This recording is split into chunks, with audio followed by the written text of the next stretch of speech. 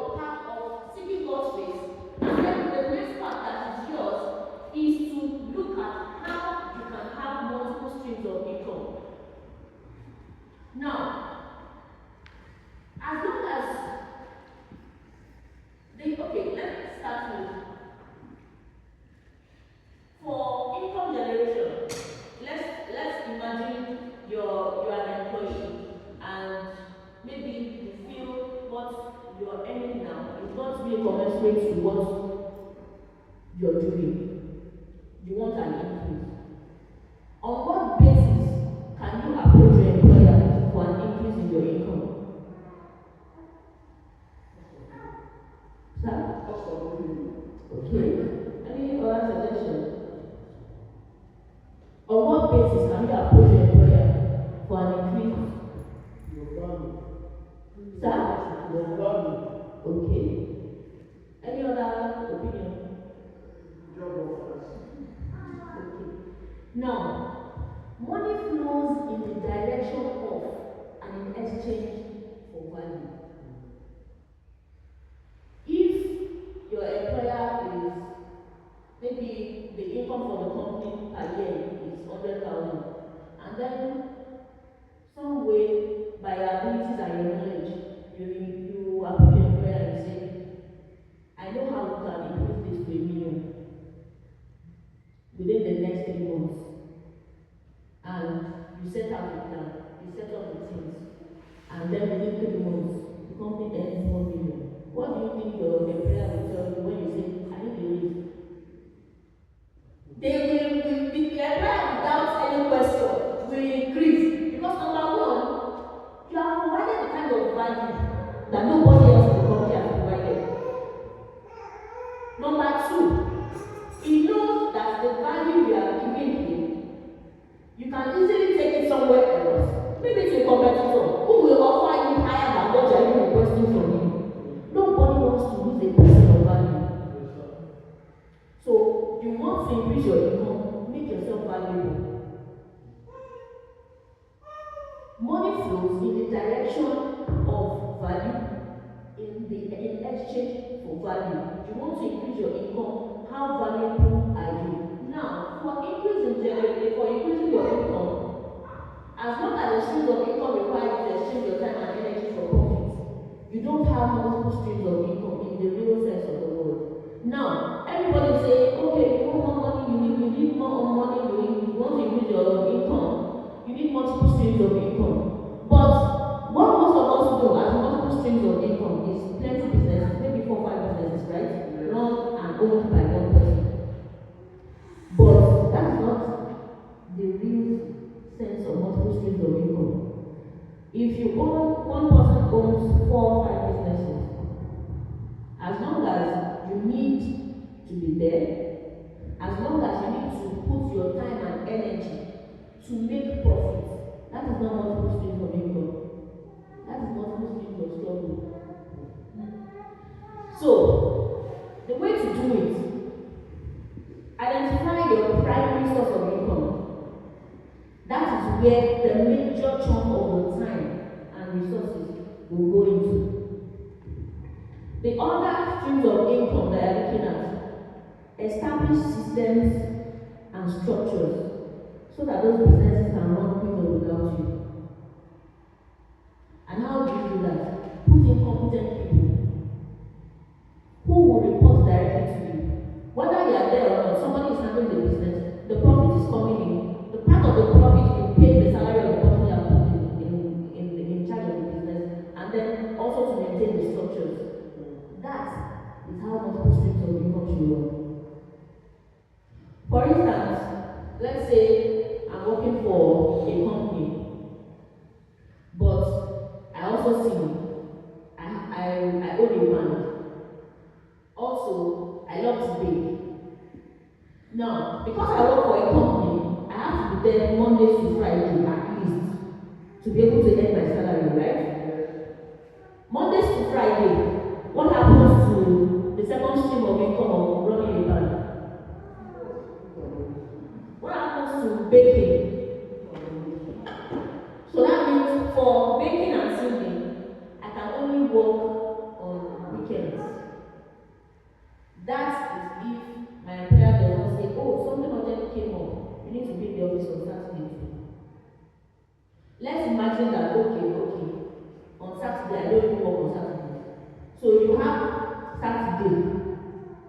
someday to make more money from those two other streams of income. So in the real sense of the word, do you have multiple streams of income? No. But let's imagine that I'm working for the company Mondays to Fridays. I have the bakery, I have a bakery set up, and I have somebody who is competent running the business. I have the responsibility of giving the general direction of how everything goes. But that person is responsible for running the bakery and reporting to me. Whether I'm there or not, the bakery is in business, making money, I'm paying salaries, and I'm making an extra profit, right? Let's also imagine that, okay, I also love selling fashionable items. Rather than traveling to buy the clothes and approaching everybody one on one, I have this to sell, I have this to sell. Let's say I set up a boutique. I have someone in charge. I have a system in place, and the place is running. All I have to do when we are taking stock, the person in charge of that business tells me, oh, we need so a fashion item. I just contact the supplier sends it to me. I don't have to travel down. I have established a system.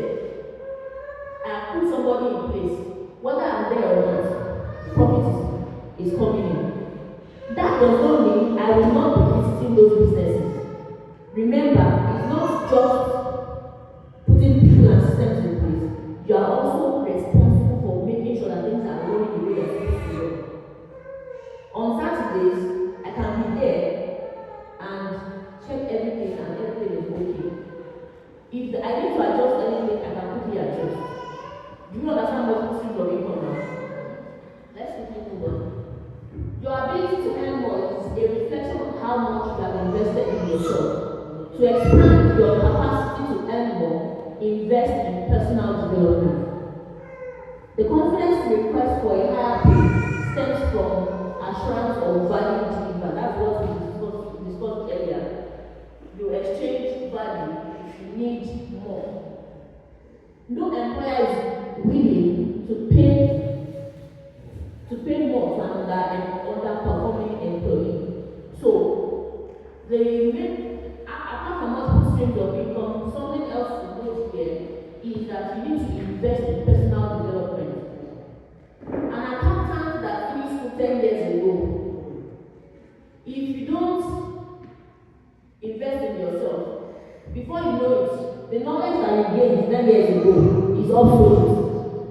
So you need to keep up with the latest trends. You need to keep up with the latest knowledge. If you are not willing to pay for knowledge, you will be upgrading faster than anybody else. So apart from the investments that you can make in other types of investment, personal development is an investment that is also very important. So let's not ignore our personal development. I know sometimes it can be very hard, especially as when you're married, when you have kids, for men who have responsibilities and all. But if it's not a priority, you have limited yourself in increasing your capacity to earn more. Let's move on to the next slide, please. So that's for income generation. And then we've already discussed how to exchange values to get more. Next slide, please. Now, budgeting and spending. A lot of people struggle with this. In fact, a lot of people don't even know that it's as important as it is. Proverbs 13:16 says, a wise man thinks ahead, a fool doesn't, and even brags about it. A wise man thinks ahead, a fool doesn't, and even brags about it. Now, for personal finances, you can't do without budgeting. If you are spending your money without budgeting, you are running your life at a loss. When you are budgeting, it's easier to know when you are overspending. It's even easy to know whether you are spending more than you are earning. But if you are not budgeting, or you are not even monitoring your finances, you are just living in ignorance. One of the reasons why I said go for knowledge in personal finance, because I realized that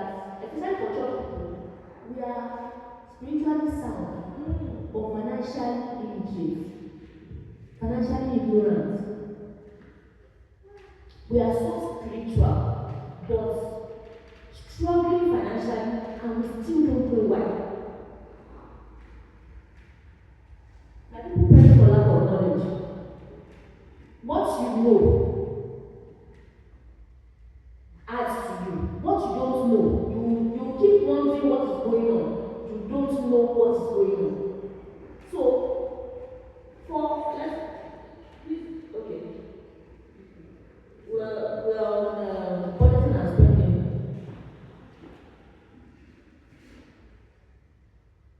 Yes, okay.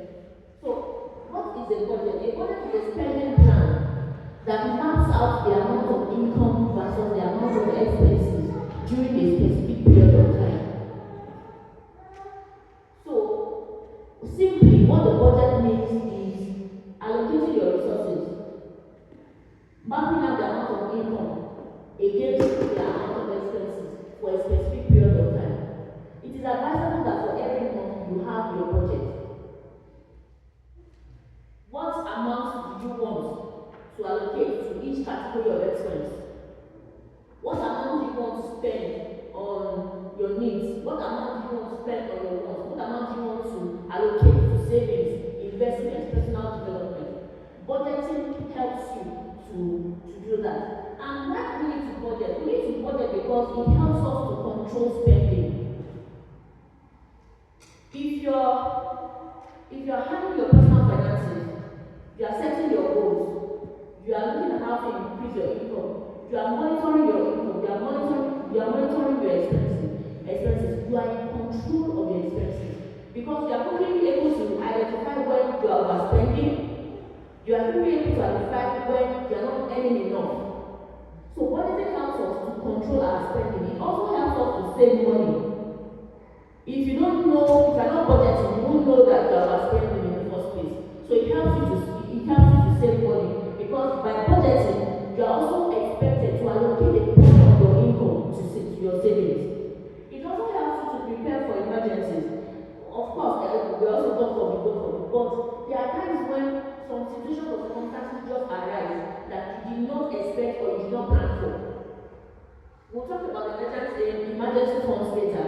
That is where your emergency funds come in to help.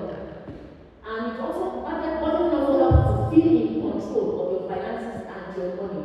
Next slide, please. Now, a few tips for budgeting and spending. Have a realistic monthly budget.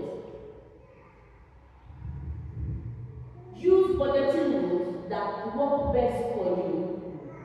Budgeting rules should be based on individual needs or goals, but the most popular one is the 50-30-20 rule. I'll explain that shortly. So, the 50-30-20 rule is the most popular of budgeting rules. And what it simply means is you allocate 50% of your income to your needs, 30% of your income to your wants, and 20% on savings and investments. Now, the 50% for your needs, what are your needs? The things that you cannot do without. Whether you like it or not, you need to pay your rent. You don't want to become homeless. Whether you like it or not, you need to feed. Whether you like it or not, you need to eat. So those essential things that you cannot do without, those are your needs. 50% of your income goes to that. And then 30% to your wants. Now, your wants, these are things that you want to do, but you can do without for that particular time. For instance, let's say, okay, maybe I want to buy a few more official wear for days I go to the office. I still have some that I can wear until next month. So for this month, I don't need to buy those clothes. I can wait until next month to buy them. That is a want. So once you can allocate 30% to wants, things that are not as imperative as your needs. And then the 20% should go to your savings. Now, for this 20%, if you have any debt that you are repaying, split the 20% into two. So you have two options. It's either you split the 20% into two, 10% to savings and 10% to your debt repayment, or you live from that 30% that you allocated to your wants. Live from there and increase your 20% to maybe 30 or 40%. Why do I say that? For debt, most debts have interest rates, right? If you don't pay off the debt and that's when you're supposed to pay it, the interest increases. The faster you are able to finish paying that debt, the faster you are able to increase your savings and then move your savings to investments. So if you have any debt, increase the 20% for savings, increase it to 30% or 40%, and then split it into two between savings and debt repayment. And if for any reason you don't have any debt you are paying, all well and good, the whole 20% should go to your savings. And at times when you have you have expenses to make for your personal development, you can make that from your 30% for once. Because like we said earlier, personal development is very important. Okay? So 15, 30, 20 rule, I hope that is clear to us.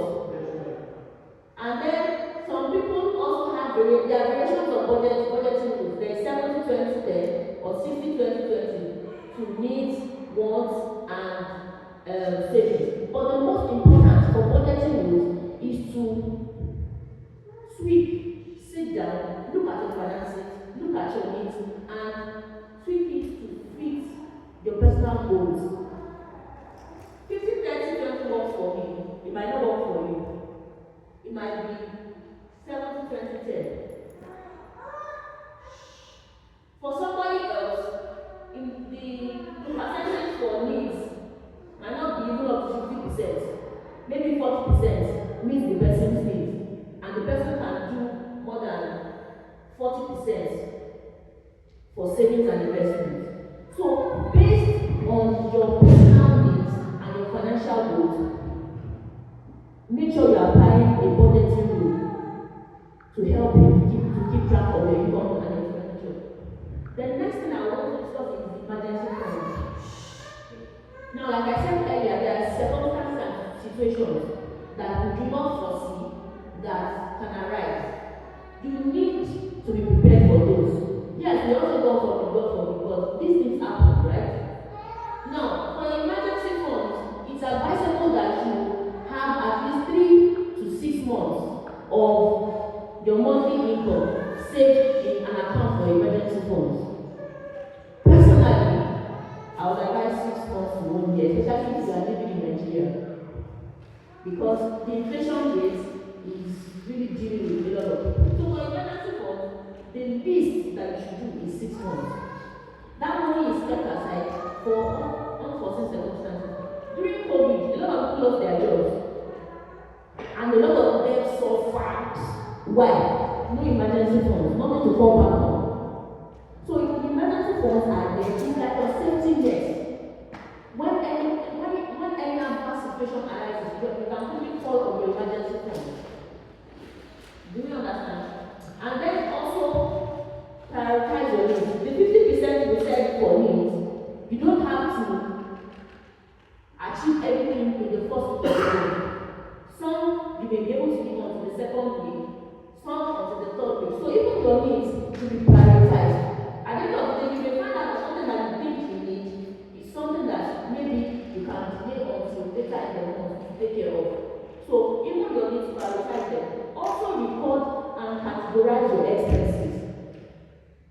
Every amount from your income that you spend, record it. Categorize them. At the end of the month, do your monthly review. Check all the money that you earn. Check all that you spend. That will help you to know whether you are on track with your financial goals for the year. If you don't do a monthly review, the chances are you are already sleeping and you don't know. So make sure that you come to your expenses, make sure you are categorizing them, and it will be easier for you to keep track of them. Next slide, please. Now, another thing to help us in our budgeting and spending is to avoid impulse buying. This place, a lot of us struggle with it. The possible thing is a problem linked to women, but not only women though. A lot of men struggle. There's a witness in the house. So, avoid impulse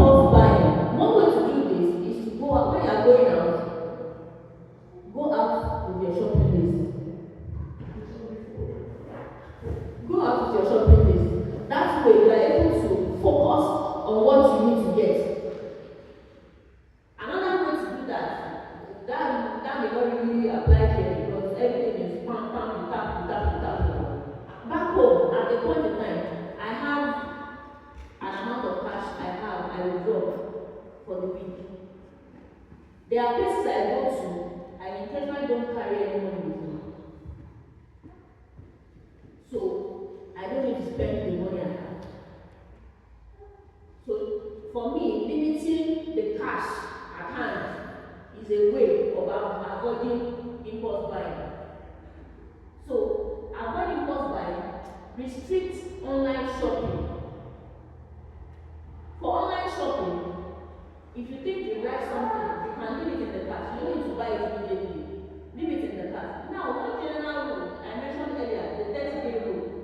If you go shopping, whether physical or online, and then you see something that you want, don't buy it immediately. Leave it for the next 30 days. If after 30 days, you still have that sense of urgency that you need that thing, then you can get it. But by the end of that 30 days, most times, what you thought you really get that time, that you thought you wouldn't be able to do without, you will not even want it. A lot of us, for online shop, we leave things in the cart. At the end of the day, when we want to buy those things that are really, really urgent, we delete a lot of things from the cart. Because by that time, you realize that I don't need this thing anymore. So, restrict online shopping, cancel unnecessary subscriptions. There are subscriptions that we are not using. Rather than just leaving it alone, the money is being deducted monthly. Just cancel the subscription. My husband and I back home at a point in time last year, we didn't renew our GST for 6-7 months because we had some professional development courses we were both pursuing. There was no time for TV. So the subscription was wasted, so we just cancelled it. GST kept calling. We realized some time for a while. No. Said, yes, it was intentional. When we're ready, we will subscribe. So if you notice, go through your subscriptions. If there's anyone that's not as important or you don't need, feel free to cancel. Don't feel guilty about it. Then also bulk purchasing. This one I learned from my mother.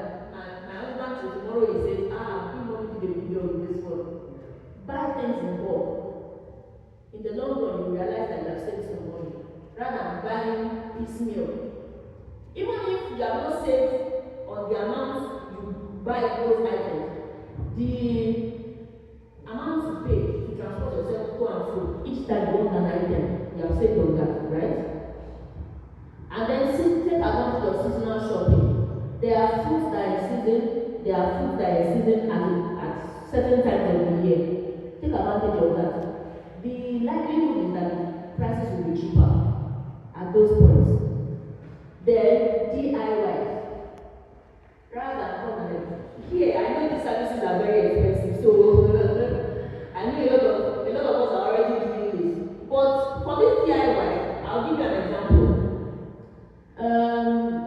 April last year, I discovered that the bottle of washing liquid we were using, rather than using it for about 2 months, rather than using it for a whole month, in less than 2 weeks, my husband was like, Auntie, when is I don't finish? Are you drinking this?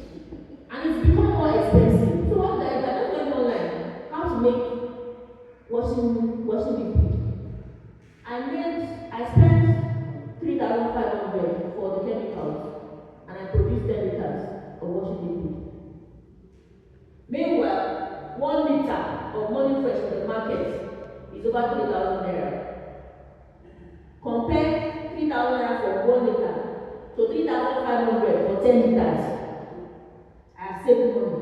So there are things that you can do yourself that you don't need to pay extra for somebody to do for you. Changing bulbs in the house, maybe repairing the socket, instead of calling an electrician, you can do it yourself. There are those little things. Even if it's £1, at the end of the day, they will have a way of compounding. Then for budgeting and spending, I would advise that you leverage tools. There are Excel spreadsheets that help you to keep track of your income and expenses. Monthly, your yearly goal, there are spreadsheets online that you can easily download to help you to keep track. And there are also apps. I use one keep track of my expenses for the month. At the end of the month, the chart is there. In fact, it makes it easier to even look at my expenses for the month. I don't need to start pressing calculator to add the category. Every expense has a category, and at the end of the month, I know how much I've spent on transportation. I know how much I've spent on giving. I know how much I've spent on every category of expenses that I've made. So let's leverage on apps.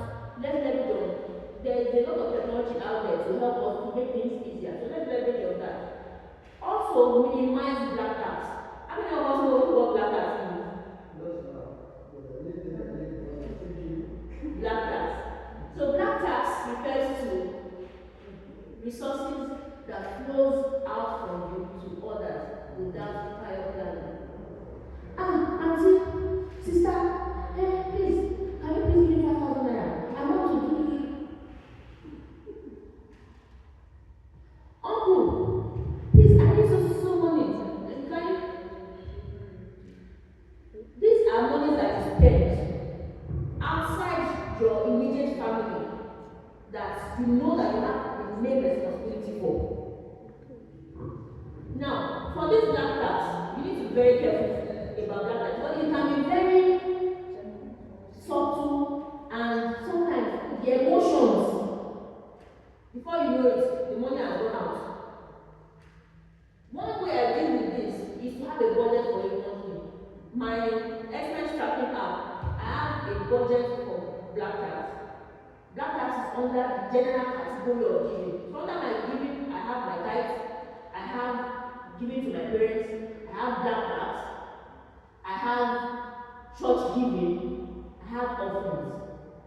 So for black tax, anybody that's outside my immediate family, I have a budget monthly. When that money, I've exhausted that money. Anybody that comes after that, sorry, I'm sorry. There's nothing I can do right now. Maybe your next month. But if you don't have a budget for it, there's a likelihood that you may not even spend it, right? But if you don't have a budget for it, there's a likelihood is higher that you spend more than you should have. So that's why it's important to keep an eye on that. That especially for those of us, in fact, not for those of us, everybody has to do that too. And Nigeria is Nigeria, everybody ready.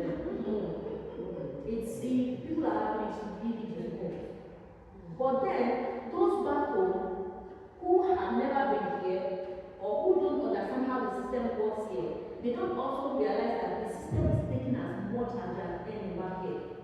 Even for you yourself, you hardly have anything left to say.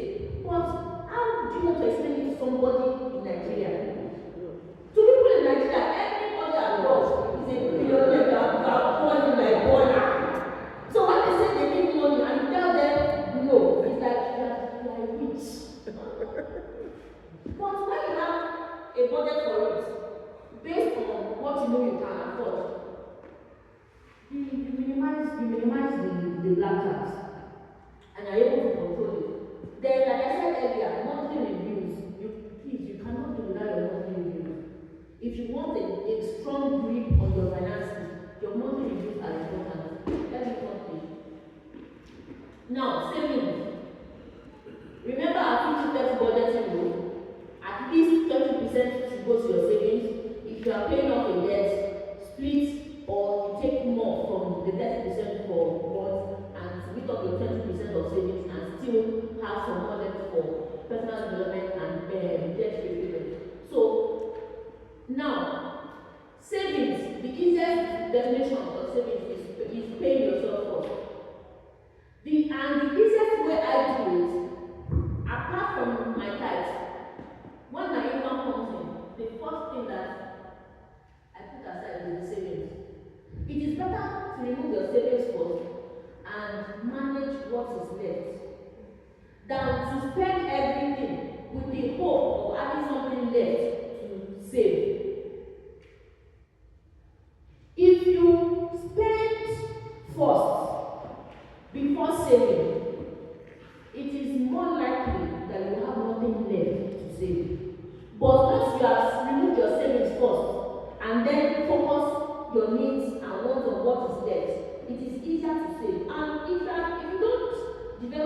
savings habit, it's going to be very difficult to invest. And without investment, the future is very wonderful. Now, the future that you want starts from today. And how do you want to enjoy your future without money? You need money in the future, but how much you enjoy in the future depends on how much you have saved today. So it's very important to build that saving habit. Save between 10 to 20% of your monthly income in a high yield savings account. Now, different banks have different interest rates on savings accounts. For instance, maybe Bank A has 2% and Bank B has 3%, Bank C has 5%. Which one should you go for? The one that has the highest interest on savings account. So look out for banks that have a high savings interest, and then use those banks for your savings.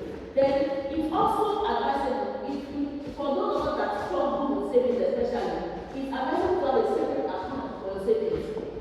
Remember I said it's better to remove your savings first. So remove your savings, push it into that savings account, close your eyes, just forget that it's money there. It is easier to save that way, rather than instead of having everything in one account. If it's all in one account, it's easy to just exceed the amount you budgeted for spending and just tap into your savings. And then one other thing that can help is no spend weekends.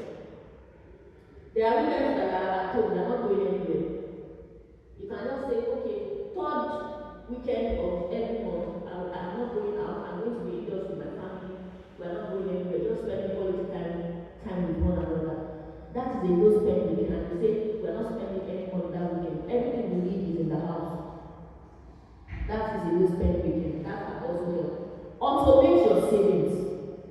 Now, for me, at a point in time, I was actually struggling with savings. So what I did, I enrolled on, I think it was Piggyvest. We have a lot of savings app these days.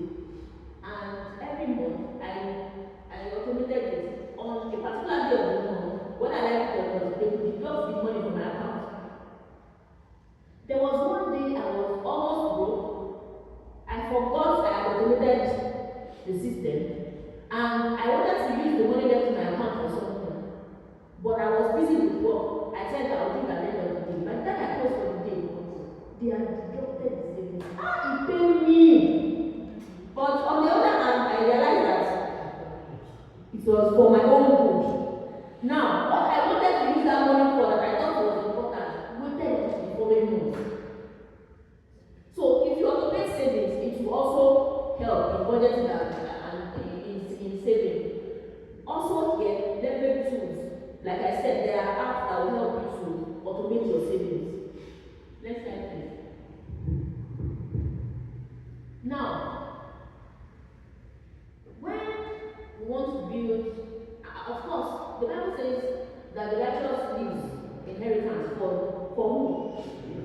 Children's children. It didn't even say children though. Children's children. I don't know about it, but for me, as a grandma, I want to be able to send allowance to my grandchildren. Their parents are responsible for them, but at the end of the day, your grandchildren are still getting things from. You are still able to give things to your grandma, to your grandchildren. You build a very grandma, won't you? So we are building generational wealth, and the only way to build generational wealth is to invest. That is where your savings come in. If you don't save, you cannot invest. Now, you should not stop at savings. In fact, it is the greatest mistake anybody can make. It is good to save, but save with the vision of investing. One reason why you cannot afford to just leave money in your savings is because of inflation. I've never seen a greater thief than inflation. We are all looking for inflation. If you can kill it, you kill it now. So because of inflation, you can't just leave your money in savings. Invest. There are various types of investments. Real estate is there, capital market is there. But when you are investing, also keep in mind that you need money for cash flow. Your emergency fund untouchable. It's every your mind that you can't touch it. So the emergency fund is there, but you also need a bit of cash in your account. Leave a bit of cash in your account, and then the bulk of your savings, move them to investments. For lack of time, we will not be able to go deeper into that. But just keep in mind, you can't stop at savings. You also need to move to investment to create generational wealth. You need to move from savings to investment. Next slide, please. Now, before you start your investment journey, please, there's something that we need to do. It is creating a positive money mindset. A lot of us, our backgrounds, our upbringing are shaping the way we think about money. And we may not be conscious of that mindset. We have a lot of negative money mindsets that we need to put ourselves off before we move into investment. If you go straight into investment without dealing with negative money mindsets, you will lose your money. So before investing, make sure that you have dealt with your mindset, reset your mindset. There are a lot of books on positive money mindset. One great one I would recommend is The Secret of a Millionaire Mind by T. Harv Eker. Maybe later I can send the list of some of those videos. So handle your mindset first before you go into investment. Next page. Here is just a bit of the types of investment, and then risk tolerance. We all have our risk tolerance. The amount of risk I can tolerate and cope with is different from the amount of risk somebody else can take. Like I said, budgeting, financial goals are personal. My goals are different from what your goals are. Therefore, the amount of risk that I can tolerate is different from the amount of risk that a 60-year-old person can tolerate. There is a loss that I can take in my investment that will lead to high blood pressure for a 60-year-old person. So our risk tolerance is different. You also need to know your risk tolerance before you start your investment journey. Like I said earlier, for savings and budgeting, learn to leverage on tools. There are a lot of apps that help you to invest in shares, invest in all manner of investments. So let's leverage on tools for investing. In summary, a positive mindset is very important before you start your investment journey.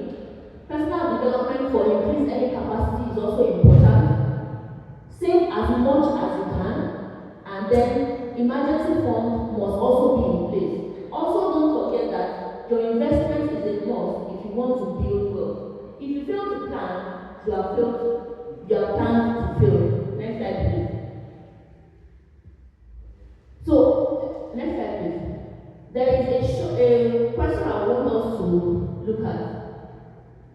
So based on what we have discussed briefly, let's see if we can arrange these concepts in their order of priority. Income, investment, emergency funds, savings, and budgeting. In what order should these concepts be arranged? Any volunteer?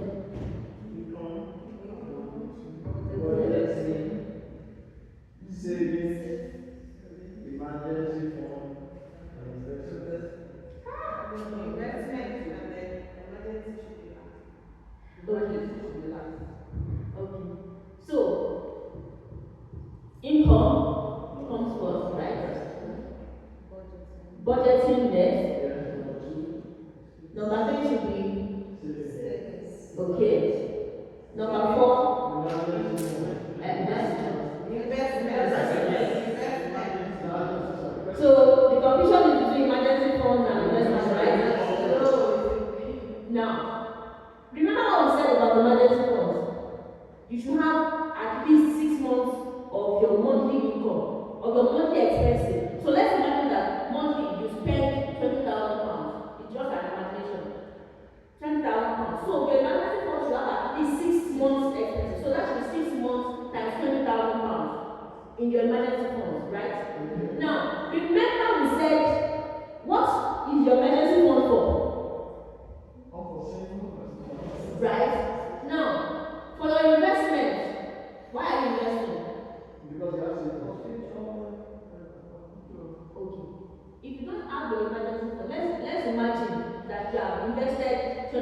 pounds. In your investment portfolio, you have 20,000 pounds, right? Maybe, okay, let's imagine you bought a house. That is the only investment you have for now, right? Now, unfortunately, God forbid, now lose your job. You have an investment, you have a house that you can sell for maybe 500,000 pounds, right? But now you don't have a job, you don't have money. What happens? Before about 2 minutes. God bless you. Yes, that's my question. How do you create emergency fund? Once your income comes Okay. in, 50, 30, 20. Remember? Yes. Now, your 20% Yes. is for savings. Yes. If you have a debt you are repaying, split the 20% into savings for 10%, debt repayment 20%. Yeah. But you can also move money from your 30% from once Yes.